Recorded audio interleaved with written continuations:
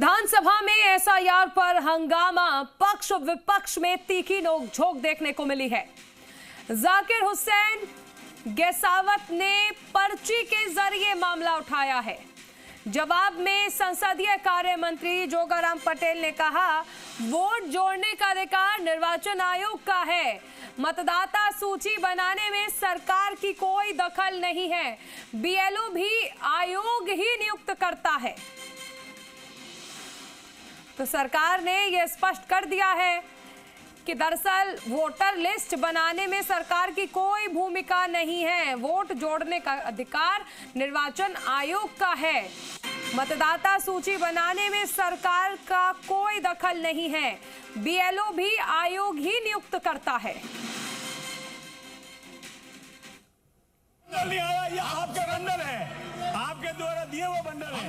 हम तो ये चाहते हैं सरकार उसकी जांच कराएगी। बंडल आपके द्वारा बंडल है, जो बंडल आए हैं, कोई विषय नहीं है। जो बंडल आए इसे उठा ही नहीं सकते यहाँ। जो बंडल आए ऑफिस बंडल नहीं आया, ये आपका बंडल है, आपके द्वारा दिए हुए बंडल है। हम तो ये चाहते हैं सरकार उसकी सहयोगी बाबूलाल धायल हमारे साथ जुड़ गए हैं। बाबूलाल, देखिए, सरकार ने एक बार फिर से स्पष्ट कर दिया है, मतदाता सूची बनाने में कोई दखल नहीं है।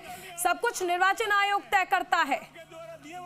जी बिल्कुल, और इसमें राज्य सरकार का न तो कोई अधिकार क्षेत्र है और न ही कोई सरकार की दखल चलती है। सब कुछ भारत निर्वाचन आयोग के दिशा निर्देशों के मुताबिक होता है। लेकिन कांग्रेस के जो विधायक हैं वो मामला उठाने में कामयाब हो गए, और वो भी पर्ची के जरिए। जबकि विशेष उल्लेख जो होता है उसमें सरकार की ओर से कोई मंत्री का जवाब देना अपेक्षित नहीं होता है, लेकिन मंत्री जोगाराम पटेल ने खुद ही जवाब देना इस पर शुरू किया, तो विपक्ष को मौका मिल गया उनसे और ज्यादा इस बारे में जानने का।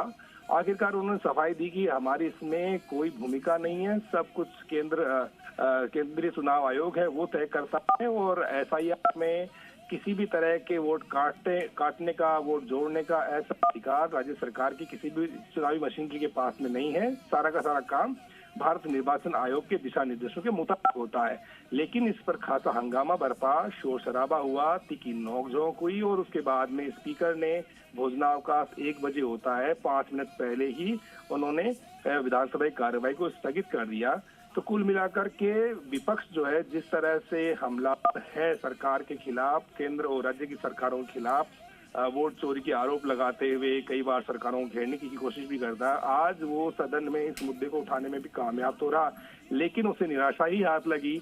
आखिरकार वो कुछ जो चाह रहा था वो उसे कुछ भी हासिल नहीं हुआ।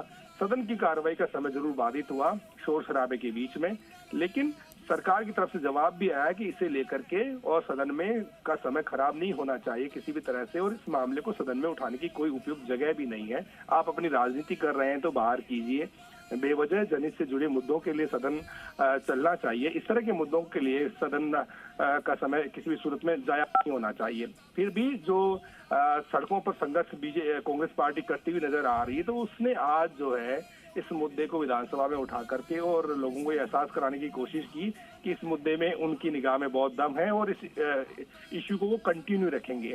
तो ये चीजें जो चल रही है पिछले 3, 4, 5 महीने से, उसी को कांग्रेस पार्टी और विपक्ष के लोग सदन में भी उठा करके और आम जनता की हमदर्दी हासिल करना चाहते हैं। ऐसे दौर में जब पंचायत राज के और स्थानीय निकाय के चुनाव आने वाले हैं, उससे पहले कांग्रेस पार्टी ये माहौल बनाने की कोशिश कर रही है कि मतदाता सूचियों में गड़बड़ी की जा रही है, और भारत निर्वाचन आयोग की जो कार्य प्रणाली है उसमें सरकारों, केंद्र और राज्य सरकारों का दखल है, जो कि किसी भी सूरत में दिखाई नहीं पड़ता। लेकिन एक सहानुभूति और हमदर्दी हासिल करने की आम मतदाताओं के बीच में कांग्रेस पार्टी कोशिश कर रही है, और उसी के माध्यम से आज उसने सदन में भी इस मामले को उठाने की कोशिश की। विपक्ष लगातार सरकार का घेराव कर रहा है। अब ऐसे में क्या लगता है कि क्योंकि जैसे ही सत्र की शुरुआत हुई है, ऐसे में तभी से विपक्ष ने रणनीति बनाई हुई है सरकार को तमाम मुद्दों पर घेरने की।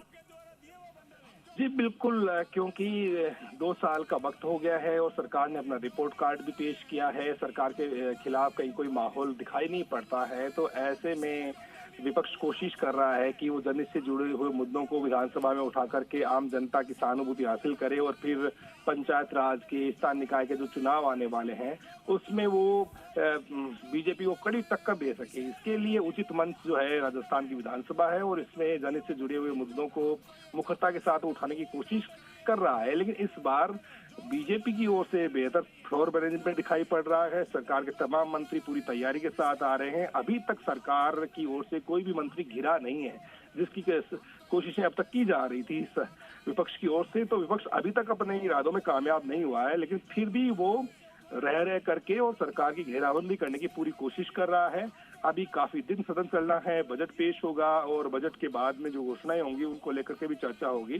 तो बहुत सारी चीजें अभी देखना बाकी है। लेकिन अब जो है थोड़ी देर बाद में जब सदन की कार्रवाई शुरू होगी तो राज्यपाल के अभिभाषण पर वाद विवाद शुरू होगा।